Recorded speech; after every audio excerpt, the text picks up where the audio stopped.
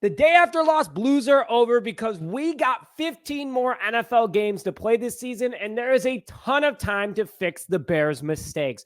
One being this upcoming Sunday against my personal mental enemies, the Indianapolis Colts, the team that stole our hearts and dreams in Miami back in 2007 after Hester's unforgettable return just couldn't be pulled off.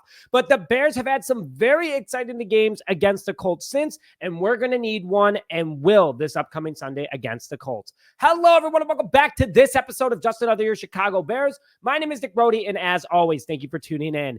Bears have lost the last two meetings to the Indianapolis Colts, and if history repeats itself against other teams, they will not let the third one be a loss either. I'm going to run through the news about the Bears team ahead of this game, including some potential offensive line changes coming, both teams' week 2 performances, the injury status, and my score prediction. Let's jump into it. And before I begin today's show, let's get the positive vibes going, guys. It's a new week. Like this video if you want the Bears to win in Indianapolis during their week 3 matchup to go 2-1, along with commenting PVO for positive vibes only to start the official start of week 3 for Chicago. And subscribe to the channel to stay up to date on all Chicago Bears news and notifications. Let's hit 18,250 before week 3. So the week 2 results for both teams. Well, to start things, they both lost. Starting with the Chicago Bears, the obvious one, they are 1-1 after week 2. We all know that they lost a heartbreaker 13-19 on Sunday Night Football. And I say heartbreaker because the defense and special teams played stellar again. 2 out of 3 areas of this team are absolutely built correctly,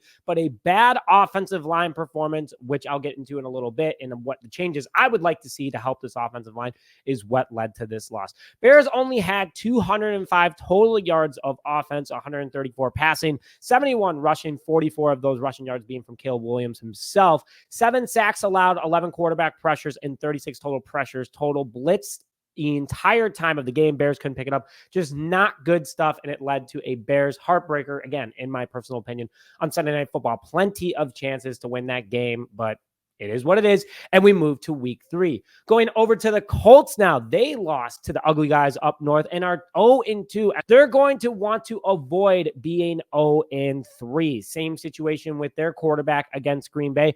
Really couldn't get anything too much going against them. Definitely was throwing some passes, unable to get done.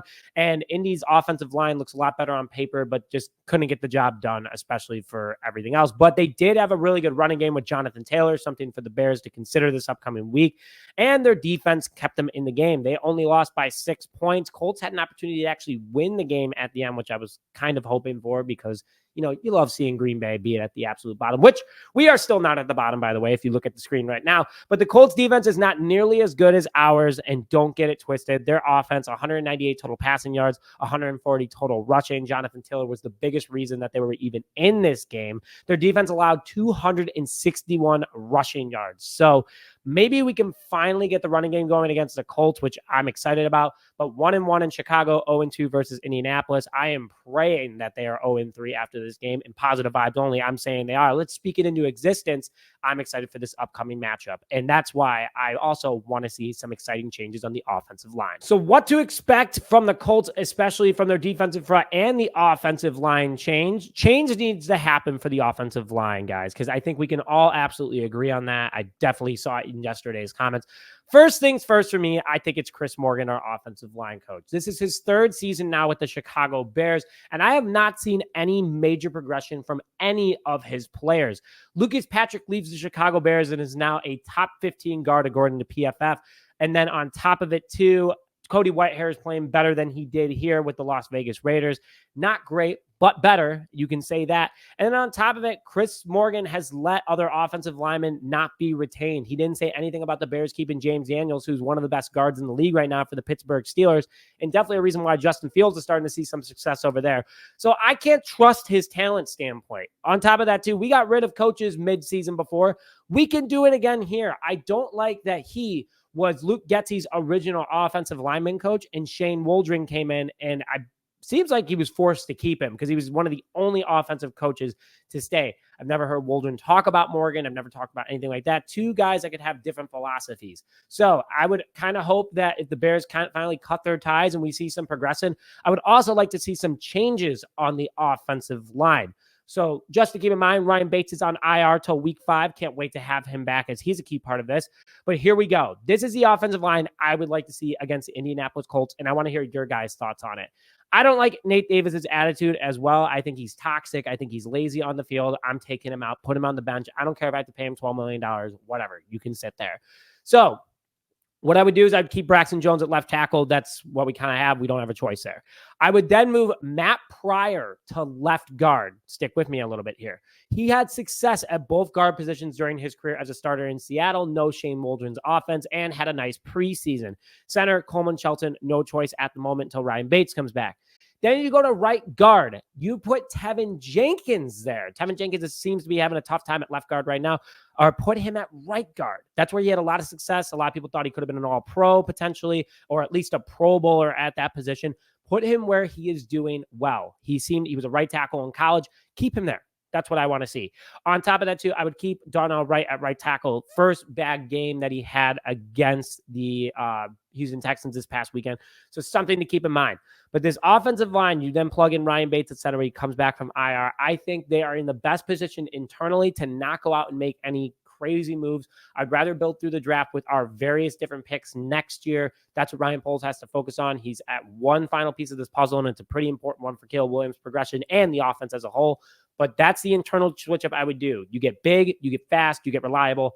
I would love to see this offensive line play for this upcoming game against Indianapolis Colts. And I want to hear your guys' thoughts on it too. Quickly, before we get into the injury status and my score prediction, today's show is sponsored by Authentico Tequila. Authentico Tequila, 100% USDA organic and no additives, made in Guadalajara, Mexico. Go to the link in the description now to find Authentico near you to celebrate game day even better. So let's quickly go for the injury reports for this upcoming Sunday's game against the Indianapolis Colts from the Bears. Keenan Allen is still on watch with that heel injury, hoping that he comes back. He was a good mentor on the sideline for the Texans for Caleb Williams, but we definitely need that veteran leadership back on this roster. Kareem Blasingame needs to come back this upcoming week, especially from a blocking perspective. We didn't have any fullbacks in there this past week, so we definitely need to get that game plan back into play to help protect Caleb Williams. Blasingame is coming off an injury at the moment, so hopefully he is back as he was out this past week. Amen Agbaga is dealing with a concussion that he suffered against the Houston Texans, so hoping for a speedy recovery and take his time. And Zach Pickens tweaked his groin again against the Houston Texans. Don't expect him to play this upcoming week as he re-aggravated it and seemed to be in a lot of pain.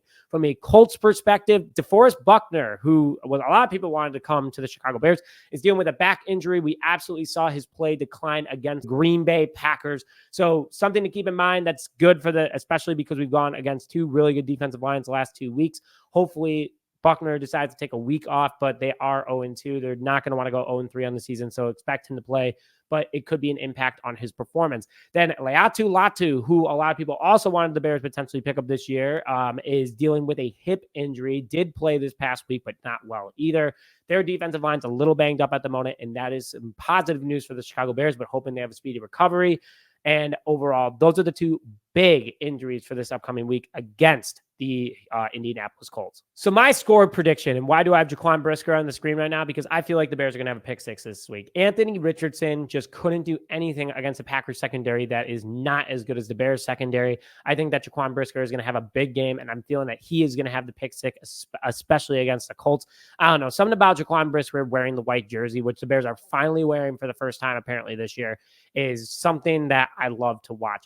Not only that, I think that this Bears team is going to do really good. They're really good against the run. Jonathan Taylor is the only offensive weapon with our linebackers, our safeties, and everything. They're not going to be able to do much. Joe Mixon was doing a little bit before he ended up getting injured, but Jonathan Taylor, with no offensive line, a good Bears defensive line and linebacker room, I don't think he'll do as much against Chicago. He's still going to be a threat, something to game plan, but I'm excited for this upcoming weekend. Score prediction, though, I am finally pounding the table that the Bears are going to have a big offensive game. 28-10, I think this defense is going to shut down Anthony Richardson and Jonathan Taylor.